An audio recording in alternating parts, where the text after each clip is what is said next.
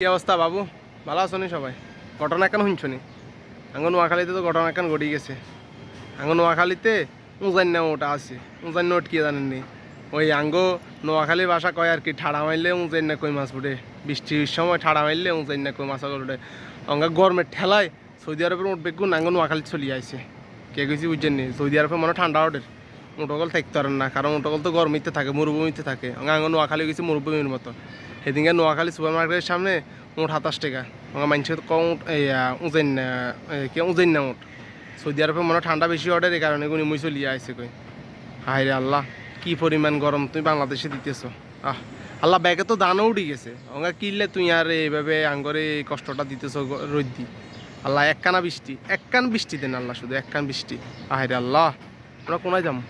আল্লাহ গামাই যায় শুধু। আর দমকার কারণের কথা কি কমো? দমকার কারণ তো মানে হাতারা একটা হাফের খেলা শুরু করছে। হালা মানে কি কইতাম, আর মুখে দিয়ে উল্টাপাল্টা সুডের মানে না হারি কিছু কইতাম, না হারি কিছু সইতাম। আনের যদি মুখে দিয়ে যদি ঠান্ডা আনি ডালি, আউটডোরে দিয়ে যা গরম আনি। দিনিতে মনে 10 শুধু আউটডোরে যেতে হয়। ঠান্ডা আনি গড়ডোরা ডালি, আর আউটডোরে দিয়ে গরম আনি যাইতেছে। কি একটা মেশিন লাগেন, জেনারেটার ওই ইয়ে দিয়ে ডালে ঠান্ডা আনি, তলে দিয়ে যা গরম আনি। আঙ্গ অবস্থা এক হয়ে গেছে। মানে বাংলাদেশে কি শুরু হয়েছে বুঝিসান? কি পরিমাণ গরম হটের পর্যন্ত চলিয়ে আসছে বাংলাদেশে। কে কইছি বুঝছেন নি? আমরা হিয়াল্লা হাবিবি নোয়াখালী হয়ে গেছি, হিয়াল্লা হাবিবি।